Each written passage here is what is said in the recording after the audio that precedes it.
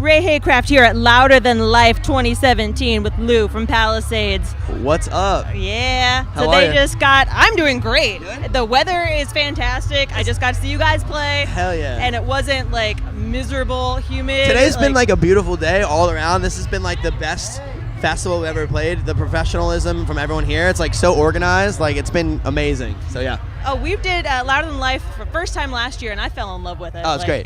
The setup is great, everything. So your set was killer. Thank you. You all looked like you were having a great time. Oh, and yeah. even though it was early by Yeah. show standards, the crowd was great, and they were really into it. What was the best response, do you think, for what songs? I think when we came out the gate with Through Hell, because that song has recently been playing at Octane. That was a really, it just slams right in the face. Mm-hmm. And then when we do our song Dark, we gave a tribute to Chester Bennington, because that song is a really emotional song for us, and it deals with a lot of depression and anxiety. And that was really great because of we're all Chester fans here, I'm sure.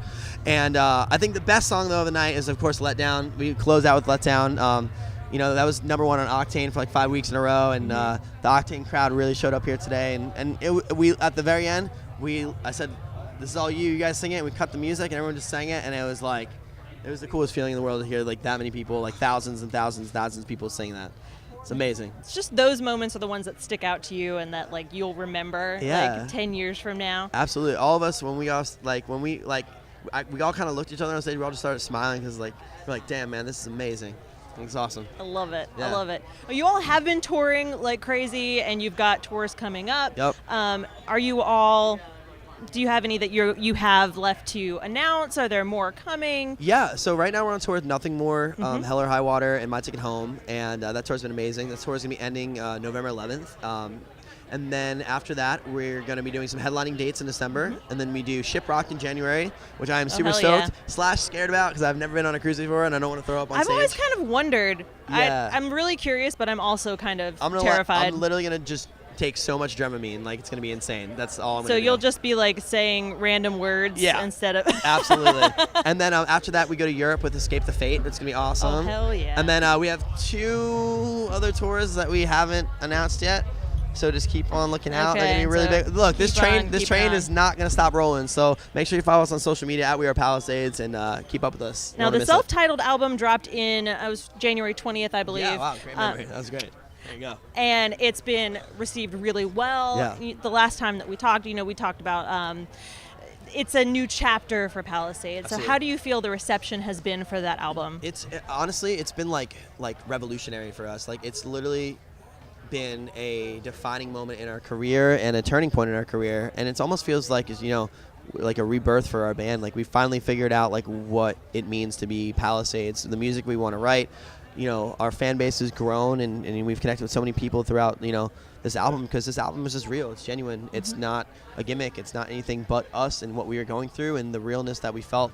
When I'm up there and all the rest of the guys are up there and we're playing the songs, when I'm singing those words, I'm not singing it to get that cool scream out for the fans or just to sound cool.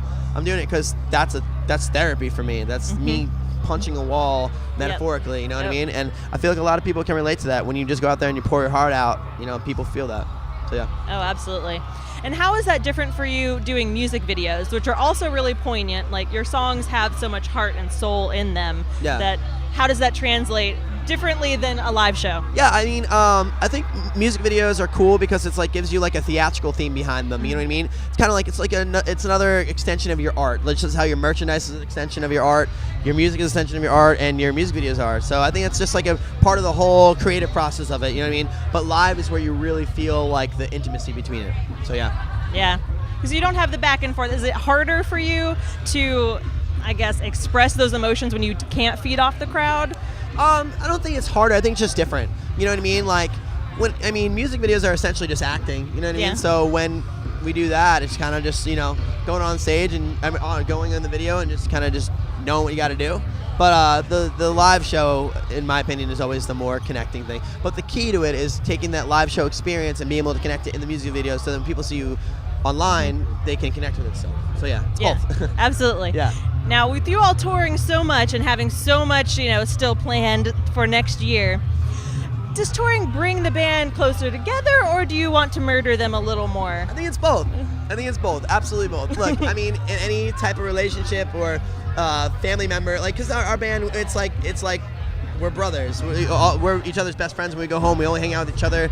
Like, we live together. Like, you know what I mean? Like, it's just we don't not see each other. Like, so, the whole yeah, band lives together? Like, I live with our guitarist Matt. Our drummer lives. Aaron lives with our bass player Brandon, and Xavier lives by himself.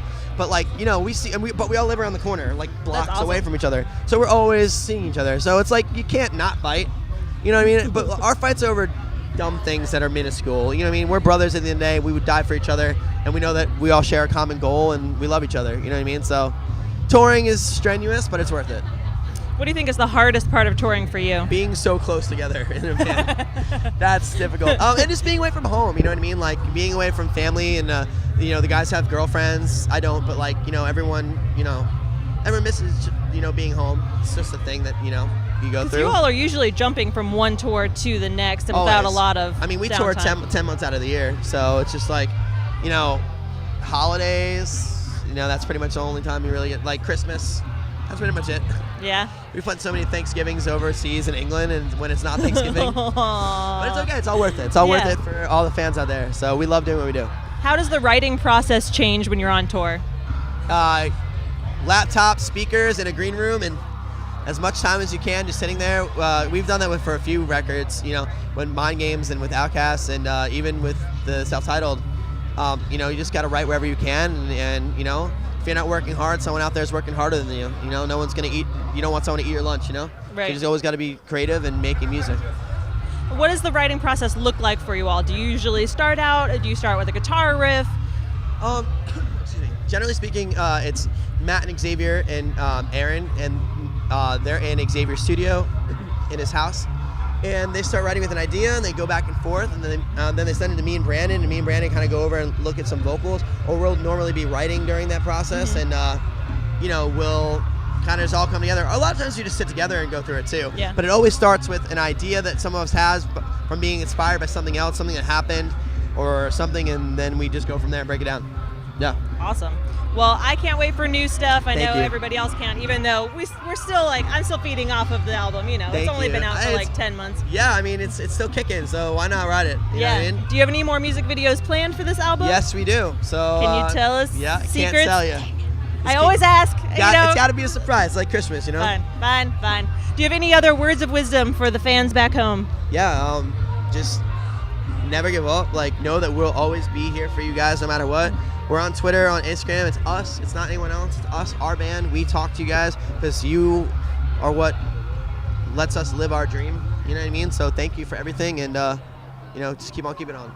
Awesome. Well, that's a great note to end on. Thank you so much for taking time with us. Thank you so much. Yeah, have a great day. And have a great rest of your festival. Bye.